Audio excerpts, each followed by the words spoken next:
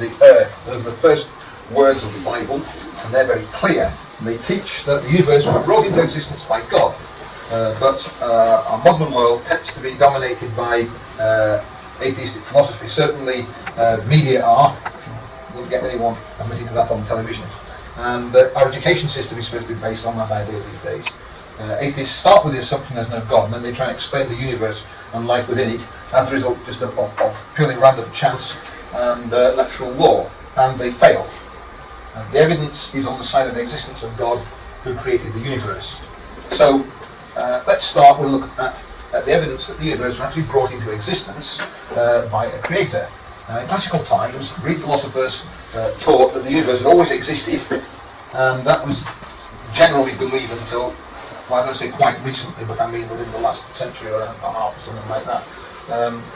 So you get people like Isaac Newton. Now, Isaac Newton considered the problem very slightly. He produced the question of why the force of universal gravity didn't pull all the stars together into one big mass. The universe was infinitely old. Why didn't gravity pull up all the stars together into what he called an heap? If you read from Wikipedia, the English translation, that's what he said. And the only solution to that is if the universe is infinitely big and its stars are about evenly distributed around it, or the galaxies, you didn't know about galaxies, you said stars, but, galaxies would do, then there's about the same amount pulling. You've got a star, you've got the same amount pulling on each side of it, and so the star has a total no force at all. So the star stays where it is, the universe doesn't collapse, but it has to be infinite before that can happen. And he left it at that. What he's showing is that if the universe is infinitely old, then it has to be infinitely big. Now, there's a problem with that. The German astronomer Heinrich Olbers noticed a problem in what he did was the first person, apparently, to notice that the sky is dark at night. Now, I suspect people had spotted that beforehand, but they haven't written about it very much. And he asked the question, why is the sky dark?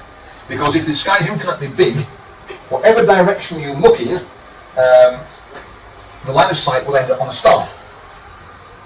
So every direction you look in, there'll be starlight coming from it, and so the whole sky should be as bright as the surface of a star. Well, the best star we know to know how bright it is the sun. And if the whole sky was as bright as that, it'd be pretty hot. So, and he noticed it definitely isn't like that. So he came up with the idea that the universe must be finite as a result. But if it's finite, then it should have, if it's infinitely old, it should have all collapsed together into one heap. And it hasn't done that. And at the time, people couldn't answer that problem. They had no idea what the answer was, so they said it's a paradox. It was known as Elmer's paradox. Now there's a second point as well, because even though the night sky is dark, there's a lot of stars in it. But it's not cloudy. In Manchester we don't see stars very often, but in Liverpool no doubt you've seen them and you know what they're around. And those stars produce light by burning nuclear fuel. Now, if the universe was infinitely old, then the fuel by now would have been used up.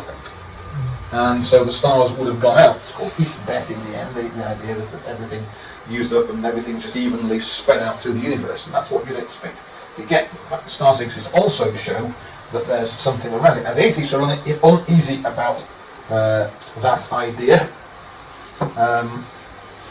but nothing really happened about it. Now,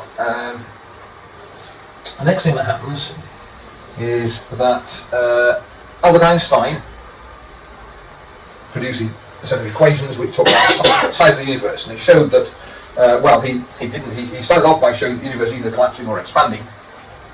Didn't like that, and so fudged his equations to give a solution where it's stationary, but it's a very, very unstable equilibrium. Anything that disturbed it will cause either collapse or expand. And very soon,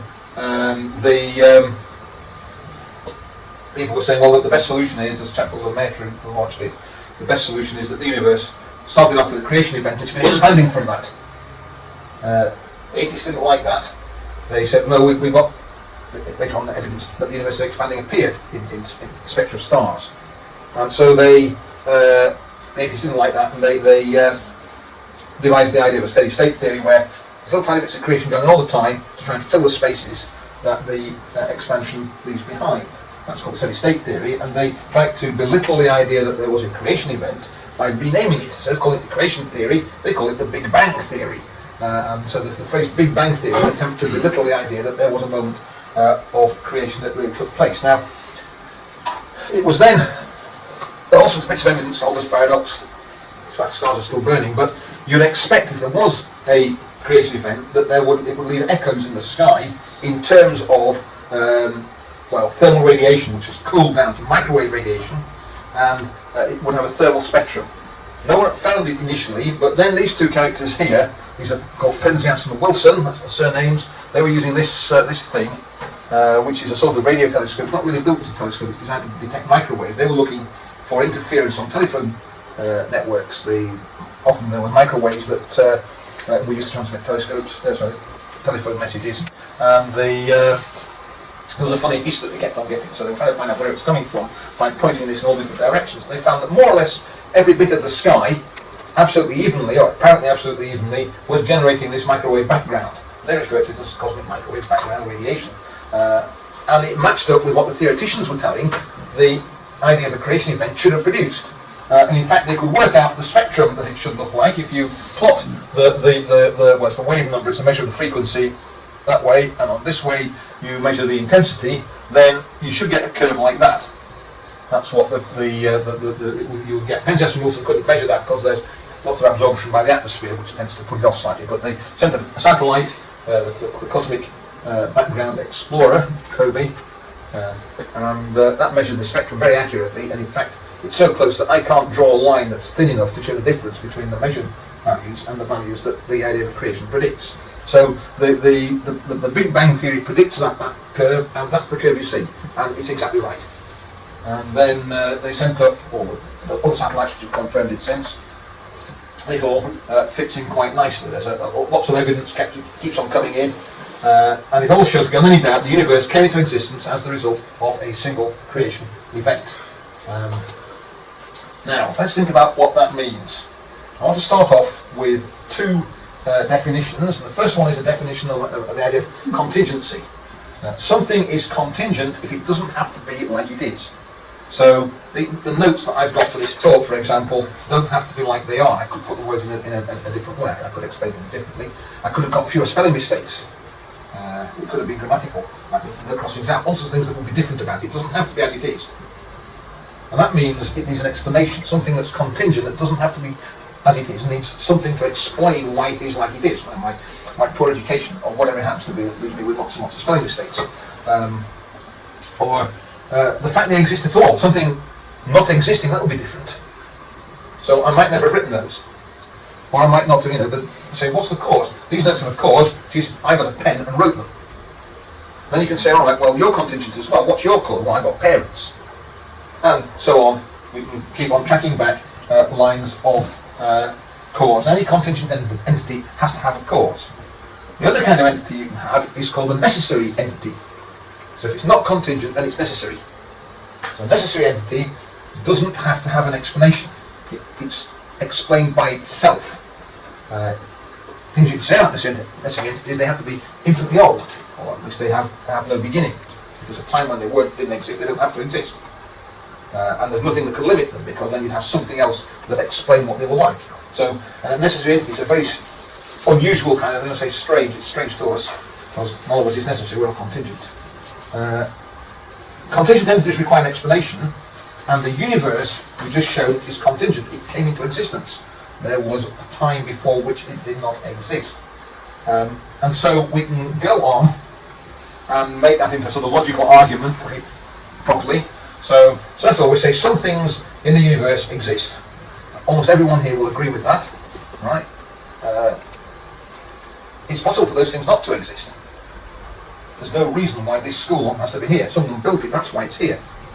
So there is a reason, but it's not logically required by the fabric of reality. They could have built it somewhere else, they could have not built it at all. So there are things that exist, and it's possible for those not to exist. And those have to be caused to exist, and they have to be caused to exist by something else. And if that's contingent, that needs a cause, and so on, going on back. But there's no point in going back forever. There's a story that gets told sometimes about the turtles. Yeah? There's an astronomy lecture, and the elderly lady at the back says, "You're wrong, young man. The Earth is placed on the back of a turtle." The lecturer says, "Well, what's the turtle on?" And she says, "Oh, another turtle." I said, "Well, what's that on?" She said, "You can't fool me, young man. From there on, it's turtles all the way down." And it's a regularly told story, and often it's told me that there you are, I proved that there's something wrong with your argument. Actually, it proves my argument's correct. The point is that any collection of contingent entities is itself contingent. You've got an infinite pile of turtles, what you've got is an infinite pile of falling turtles, got something to hold the pile up. And if you've got an infinite cause of change, sorry, an infinite chain of cause and effect, then that's no use. You've got to have something to cause the chain. And another thing, you can think of a railway train. If you think of a carriage in a railway train, why is that moving? Well, it's being pulled along by the carriage in front of it through a coupling. And that's being pulled along by the carriage in front of that. But sooner or later you've got to have an engine, or the whole lot won't move. And this is the same idea. In the end, your chain of cause and effect has to have something that doesn't need a cause. It has to have a necessary entity at the beginning of it. And that necessary entity is God. The God of the Bible has the properties of the necessary entities that cause the universe. When you work out logically what they are, there's more about the God of the Bible, you know more about the God of the Bible than you do about just what is necessary, but it has to be necessary.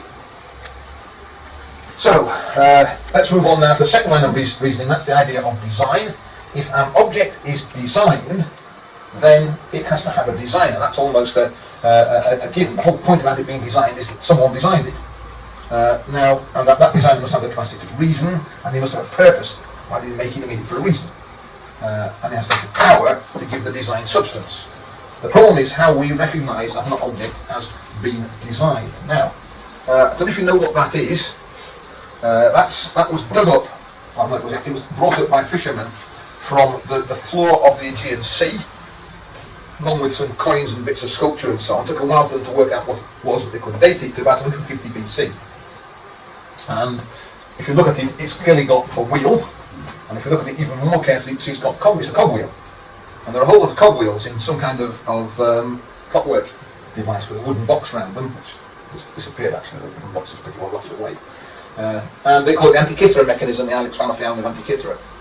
Now, nobody looked at that and said, oh, doesn't random chance make a funny looking device? They looked at it, they pulled it up and said, we didn't know the ancient Greeks could make cogwheels, but obviously they could, because this was never something that occurred by chance. It's obviously a designed object.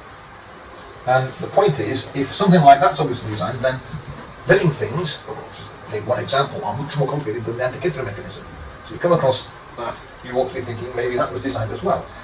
William Paley is the famous character who philosophized about it, as it were, and he said, supposing I'm walking across the heath, and I come across a stone on the floor, and my foot pitches up against it, and I look at it, and someone says, why is that there? I might just say, well, I know it's always been there, just a random bit of stone. But he says, if I find a watch in the grass instead, then I can deduce that there's been a watchmaker who's made that watch. And he set up a set of conditions. How would you know if something was designed? He says, well, first of all, if a system is made of several distinct and different parts, and those parts all act together to achieve some result, and if you put the parts in a different order, you took some of the parts out and put them back in a different order, you just took them away, the thing would stop working, then that complexity shows you've got something that's designed. Obviously there could be other things that are designed. I've got an example, there you go, that's a sculpture in Manchester, which is designed to look like a very large pebble. It was very definitely designed and made. It's not a very large pebble, it's a designed and made object, but you might not notice that if you happen to come across it. You might think that was natural. So you could have something designed to look random, but nevertheless, if you find something that has lots of parts, and the parts all have to work together before the thing can achieve its object, even if you change the parts or you rearrange in a different order, then the thing stops working. Now that means it's been designed. And the question is, can we think of anything like that? Well, there are all sorts of things. That's one of them. There are all sorts of other things. I haven't got time to do them all. It'll take you about 10 years or 20 years, something like that, maybe. I'll probably have to drink before then. That's an Newman fly. And what it does is it lays its egg on the back of a wood wasp. It's one kind of wood wasp on a Syrex wood wasp. The difficulty is that the Syrex grub it's going to lay its egg on the back of is under about anywhere between an inch and 2 inches of solid wood. And that makes it difficult for the Newman fly to lay an egg on it. So what it does is it flies onto the wood, and it's got a drill There it is. Drills a hole down through the wood. It has to detect where the grub is in the first place. Flies along, detect the grub, land, drill a hole, and then when it's made the hole got to the bottom back of the wasp, it's got another tube at the back there called an ovipositor. It sticks that down the hole. It's got a rugby ball shaped egg, so it will fit nicely. It gets pushed down the tube and laid on the back of the Syrinx wasp, and then the fly goes off and repeats the operation on another Syrinx wasp. No one's dead certain how it detects the Syrinx wasp in the first place. They know how the drill works and the ovipositor, but they're quite amazing that it can drill. Presumably the Syrinx can hear the drill coming, so it's to drill very fast to get to the grub before it can get away. It's got to lay its egg in just the right place on the sort of back of the Syrinx wasp's neck, or the Syrinx wasp to back it off. So it's a pretty clever device, and there it is. It's a living creature. Now, to me, that sounds very like something that's designed. If you take away any part of it, take away the ability to find the grub, the rest of it's useless. Take away the drill. In fact, you can find a wasp is quite good, but the drill, without the drill, it can't get down. If it's got a hole and it's got a tube to lay eggs down, it's stuck. If the egg's round, it won't get down the hole anyway. All those have to happen at once. Another example, famous one, bombardier beetle. What it does, it defends itself from predators by firing boiling hot mix of chemicals out of its rear end. And to do that, it has a very specialised anatomy. It makes two chemicals, a very energetic chemical called hydroquinone and a strong oxidizing agent called hydrogen peroxide. And it mixes them together. You know how powerful that mix could be. They're trying it with something less energetic, which is flour and hydrogen peroxide. You got the 77 bombs in London. That's the same basic chemistry as the back end of a bombardier beetle. So you've got something fairly energetic, but you can actually mix the two together in a bottle on your workbench, and as long as you don't drop it or set fire to it or something, heat it up, you could you'd stay there a very long time. Yeah, the London bombers got to London on the train, and even British Rail didn't manage to set the bombs off. So it's something that needs to stop. What it does is it puts two enzymes in, which together cause the reaction to start, and you get a sudden heating of the liquid. It's only a very small amount, and that then throws it out the back, and you get red hot mix of probably by now water and whatever the hydroquinone turns into when it's been oxidized, thrown out the back end of the beetle, which puts off any predator that happens to be going for it. But for that to work, you've got to have a lot of bits. First of all, it's got to make hydroquinone, it's got to make hydrogen peroxide, it's got to put them together, and it's got to make them go off. Not just that, it's got to have a very sort of armoured rear cavity, or else, it could be a slightly problem. If you have this armoured valve, it's got to mix them together, then expels them into the combustion chamber, it closes the door and squirts out the enzyme, and bang! If it didn't have the armoured door, or this wasn't thick enough, then it would blow its bottom off instead, which is definitely not a survival strategy. Again, it's difficult to see how that could happen by anything other than a designer having put it together. If you go on the internet, you'll find that there are lots and lots of attempts to explain how something like that could happen, and they all miss the point that it's useless without lots of the bits. If you take away some of the bits, you can suddenly get an explosion that kills the beetle. So that's the bombardier beetle. Because of the complexity of the system has to be together all in one go, it has every sign of design. Now, the way people escape from that, or attempt to escape from that, is by saying, oh well, it can fall. And that idea was proposed by Charles Alvin. There he is, that's his statue in the Natural History Museum. It's quite fascinating. If you stand on the bridge opposite, you can see people going up to it, and there's obviously some quiz for children. Get there in front of it. And it's, I don't know, that's the difference. It looks, I must get a photograph of that next time we go anywhere near. But the idea of the theory, he wrote a book called On the Origin of Species. It's quite a lot longer than that. And that's the general name. Anyway, the general idea of that theory is that individuals within a species vary from one to another. Fair enough, that happens. And that's due to random mutations, and again, no reason to doubt that. And that natural selection will favour the best fitted mutations so that the frequency with which they're represented will increase, and then they will have offspring who also mutate, and so on. And you'll get changes in the form of whatever animal you're dealing with. Not only that, you can separate them off, so you might find that one place it favours one form, another place it favours another form, and you get quite different looking organisms turning up If you repeat that over and over again, then gradually the species will change form, or maybe even get two different forms. And we're used to that idea. There you go, as a dog, you can all think of lots of different kinds of dog, Great Danes, Chihuahuas, collie dogs, lots and lots of different kinds of dogs around. And they have been produced, all right, it's artificial selection rather than natural selection, but it nevertheless shows that species can change, of course. The Bible's quite happy with a bit of evolution as well. Adam and Eve, the first man, and everybody else is descended from them, but if you look around the room, you can see we all look different. So there's been a certain amount of evolution going on, but we call that microevolution. It's talking about small changes within species. We're not talking about a major change. You can get dogs and breed dogs, you can breed a different kind of dog in time. However, what they require to explain all these organisms isn't just these very tiny changes, it's really big change that takes you from a single-celled creature up to things like us. That macroevolution is something that's a bit short on evidence, shall we say. You can breed different kinds of dogs from one pair of dogs. You can breed dogs a long time before you get a cat or a banana. Right? So I haven't noticed anybody managing to breed dogs and come up with a banana. It's so far not been done, and I suspect never will be. And the two requirements of the theory of macroevolution, one of them is that there is a variable chain of organisms. You can't end up going through something that dies off. If you start off with, I know, some horses, you can breed more horses. For example, with donkeys, you can breed more donkeys. You can breed a horse and donkey together and get a mule. But you can have as many mules as you like, you won't get another mule, because mules are sterile.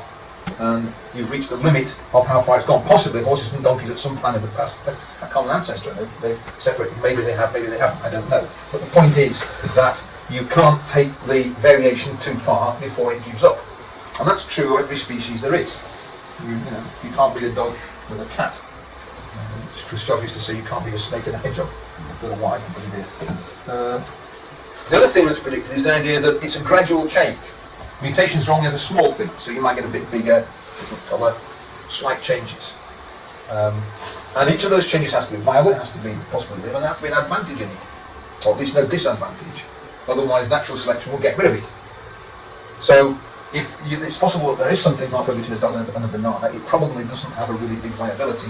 It's able to die out, and hence natural selection will get rid of it very quickly. So, this idea that everything gradually changes from one to another prediction of the theory of evolution, and that doesn't work either. That's a picture of the geological ages. If you get any textbook on geology or paleontology, they'll all show pretty well the same one. They might disagree at the top with the numbers slightly. You won't get them put in a different order. They'll all agree that the Carboniferous period was followed by the Permian period, and that there was a sudden change in between them. Dinosaurs carry on right up to the end of the Cretaceous, and there are no more dinosaurs. And the gap in the rock between the two is no more than 150 years. Actually, could be a lot shorter than that if there's a catastrophe like a meteorite hitting the Earth, which is what we think happened now. And suddenly you've got a completely new fauna appearing from nowhere, apparently. It's not this gradual development that you ought to get from a single-celled animal, going all the way through to human beings, monkeys, bananas, cats, through a continuous set of changes. You don't see that. What you see is this set of very sudden changes. Let's think of one particular case there. Think about the origin of birds. The general evolutionary explanation is that birds arose by evolution from dinosaurs. There's a bit of a problem because you actually need a lot of changes. There's a lot of features for a bird. So for a bird to work, it's got to have big wings that'll hold the air. It's going to fly.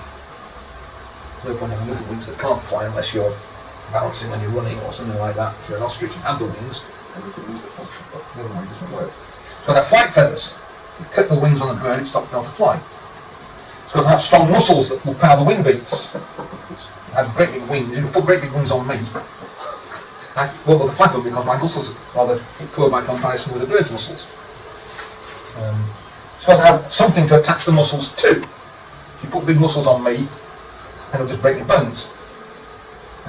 On the bird, there's a thing called a keel, which is a big nice piece of cartilage at the front. You can carve your chicken if you see them, that the great big flight muscles attached to. It's got to be able to supply oxygen to the muscles. It's no good having big muscles fastened down that lots and lots of work. If you can't get oxygen to them fast enough, It'll do 2 or 3 beats and then it won't look at anything else. And it's got a lightweight frame so that it can get off the ground. And for a bird, you need all those things. So people say, well, oh yes, but there's a missing link between dinosaurs and birds. There it is, Archaeopteryx. Problem is, if you look at it, it doesn't have the features of a bird. Yeah. You can see it's got feathers of some kind. I don't know if they're flight feathers or not. There's no Archaeopteryx fossil which is distinct enough for you to see anything other than that there's something like a feather. So it's a long time looking at the one Natural History Museum. My wife moved me on in there when I went down there. And you definitely can't distinguish what kind of, there's obviously some kind of feather on it, but that's all you can distinguish. But if you look at this, look for the keel bone. Remember on a bird, when you carve your chicken, you find there's this big structure that the muscles attached to. It isn't there. The ribs aren't the kind of ribs that you see on a bird in this sort of very concave shape. The legs are lizard legs, both ends. What you've got isn't a tail. What you've got is a feathered lizard, very definitely. It's not somewhere between a bird and a dinosaur. In fact, talk to a couple of paleontologists about it, they say it isn't the ancestor of a bird, and every paleontologist knows it isn't the ancestor of a bird anyway. In fact, they've now found a fossil bird that's older than Archaeopteryx. So there are already birds around when Archaeopteryx was doing its thing. It isn't a missing link, but even if it was, a missing link doesn't get rid of it. What you need is a continuous change from some kind of dinosaur to some kind of bird. And in fact, there are bigger problems. The way that lungs work on a bird. Lungs on a bird don't work like your lungs. Your lungs, reptiles' lungs, work the same way. Amphibian lungs, for that matter. You breathe in, you breathe out. You've got a sort of sac in the middle, which is blood vessels in it, and that's where the gas exchange takes place. In a bird, it doesn't work like that. You've got tube to the mouth, or two little holes on the beak. Air goes in there, goes to a sort of, well, it's always at the back, an air sac at the back, and there's another one at the front there, and then there is a very stiff set of tubes in between called parabronchi. What happens is the thing starts to breathe in, that breathes in, the air comes in down there and goes into the air sac. This one here is also sucking in, so it's some air across to the parabronchi. Next thing, it now breathes out, so it pushes the air out of that, the old air goes out here, and the air's pushed from there through, and it will try and go out of there if it can. Then you get another breathe in, the air sucked through the parabronchi still, and the new breath goes into the posterior air sac, and finally breathes out again, and the air is finally expelled. So there's always air, all the time, there's always air going through the lungs, so it's as though you're always breathing in and out at the same time. Very much more efficient than our lungs are, at the expense of a lot more organisation inside. But there's no way you can make those out of the kind of lungs that a reptile has. The only thing that happens is you have to disconnect all the tubes at some point. At that point, you've got a dead organism. The lungs aren't connected. You've had it. Put to a couple of biologists by my son, and they said, well, there have to be some kind of other kind of dinosaur have that kind of breathing. And I said, well, where do they get it from? They said, well, they must have evolved directly from insects. So it doesn't really. I don't find that credible, put it that way. So again, going back to the reptile bird outlook, it's the problem is repeated over and over again. Every one of these gaps with a blue bit and a white bit, or the other way around, has a completely new set of species appearing from nowhere. Each of them has lots of structures that you can't explain in terms of gradual changes from earlier ones. And it's absolutely clear, it's crystal clear, that there is no record of gradual change from primitive organisms. And that's completely contrary to the predictions made by the theory of evolution.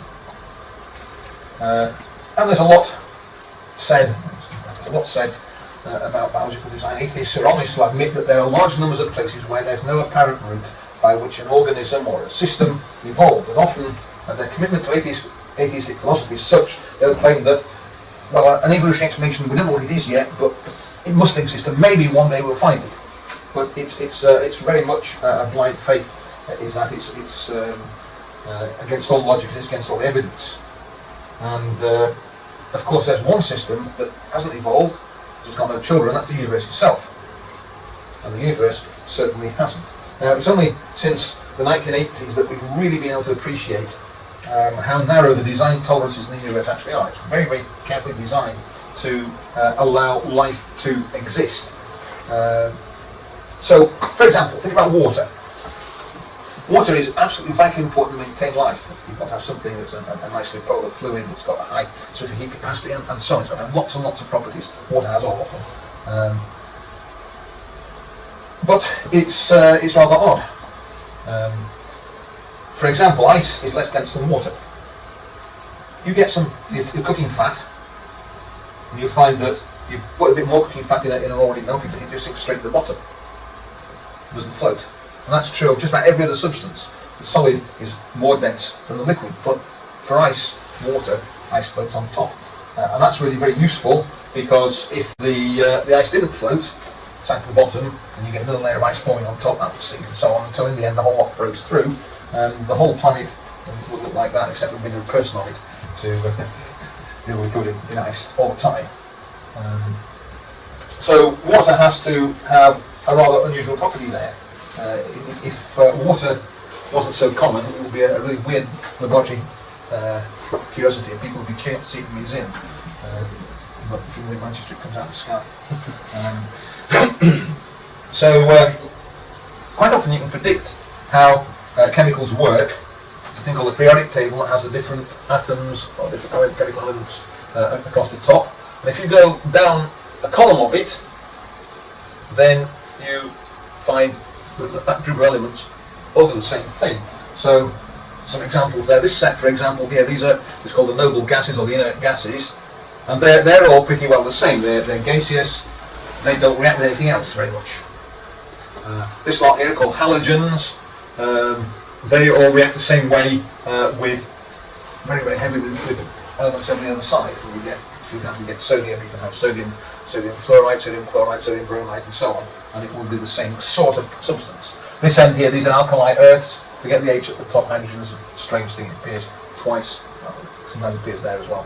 But the others, lithium, sodium, they're all metals which produce alkaline, as usual in burn, and so on. They're similar. So when you get to the this group and the hydrides there, then you'd expect them all to be the same, and actually they are once you ignore oxygen.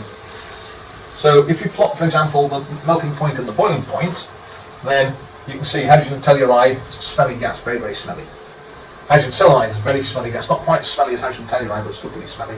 Hydrogen sulfide, H2S, stick-bomb stuff, that's a pretty smelly gas, but not quite as smelly as the other two.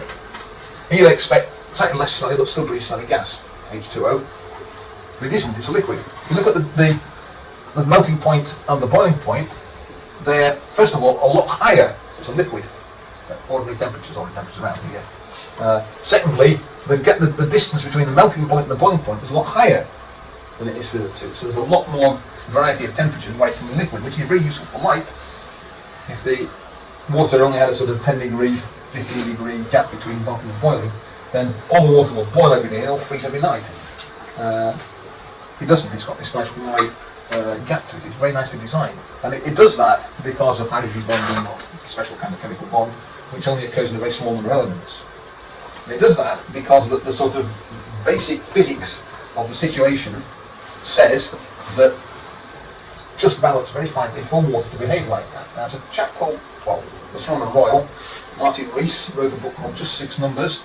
He's talking about just 6 of the fundamental constants of the universe that control how the universe works. There's probably about 30 that really make a difference to it, but he's just writing about 6 of them. And he shows that if any one of those 6 numbers are a tiny amount different, then the universe won't work properly. Examples: beta decay. You've all come across beta decay. You've got a neutron. The neutron's found in a nucleus, it doesn't decay. But it's on its own, about 10 minutes on average, it will break up into a proton, an electron, and an antineutrino. Yeah? And that's used in things like stars burning. It's a common reaction for it to happen. It didn't happen, no stars. And you can look at the energy. So you start off with a neutron. It's got a mass of 939.6 MeV, and a proton has got a lower mass, right? And an electron's got a mass of about half an MeV. If you add them together, then you can see you've got about 0.8 MeV of spare energy, which goes into separating the objects and into the antineutrino. You have to have that. If that energy there was negative or zero, then you wouldn't get the decay. It's quite small, you get a very slow decay. It's a lot bigger, you get a very much more powerful decay. So that amount of excess energy is important. Now, if you think how the mass of the neutron's not controlled by anything else, it's just its own mass. If you increase the mass of a neutron, it gets more than that, then even a bound neutron will decay. So all the neutrons in the universe, in about, on average, 10 minutes, takes half of them will go every 10 minutes, would decay into protons, and the only thing you'd have would be hydrogen. You'd have no chemistry. You have no chemistry teachers. Because there'd be no life. Right? If you take it the other way, if you reduce the neutron mass, if it gets down to there, then you've not got enough spare energy to let the beta decay happen. Stars won't burn. You go down a bit further, below the proton mass, an electron below the proton mass, then all the protons will decay into neutrons instead. It will go backwards. And all you'll have is neutrons. There'll be no chemical elements, and back to the chemistry teacher problem. So the neutron has to have its mass just inside a very small range, all plotted together. It's a bad idea to plot graphs where you don't see the zero. There you go, that's zero mass. That's the mass of a neutron or a proton. They're so close together, which that's like a thick line. This lot here, a very narrow line. But there, 1 part in 1,000 either way, changing the mass of a neutron, and life as we know it becomes impossible. That's quite a wide tolerance by comparison with some things. This is after Stephen Hawking must have wished he'd never written it, but he worked out the energy of the Big Bang. The energy of the Big Bang was a little bit less, and the universe wouldn't have expanded for very long. 20 minutes or so later it would have collapsed, and you wouldn't have had time for breakfast, let alone time for human civilization to develop before the universe vanished. On the other hand, if it's the energy of the universe is large, rather curiously, this omega parameter is the energy you need divided by the energy you've got. So the smaller it is, the more energy you've got, which is the long way up for me. But if it's very much less, less than 1 is omega, a lot more energy, then the universe blows itself apart, and you don't get galaxies or stars or even atoms. They get blown apart before the universe can form. Before they can properly form. So again, no life. And what Hawking's worked out was that it has to be equal to 1 to within 1 part in 10 to the power 15. So write that down, real numbers. 10 to the 15. So 1 with 15 zeros after it. So it's 1,000 million million. It's around, if the energy changes by 1 part in 1,000 million million, then no life. Nothing worth bothering with. So you have a very, very tight amount of tuning. If you think about it in terms of a dial, you've got to get the dial just right for it to work, then you're talking about 1 part in 1,000 million million. So if it's the size of the Earth, then you've got something which would be less than the size of an atomic nucleus. Get it right in. It couldn't be done. So the fact the universe is extremely finely tuned was unknown in the 1980s, but by the middle of the 1990s, accepted by over a tiny handful of die-hard atheists. Science is on the side of God. So I'm going to summarise now. We're running out of time. So let's see what we've seen. First of all, we saw that the universe had a beginning.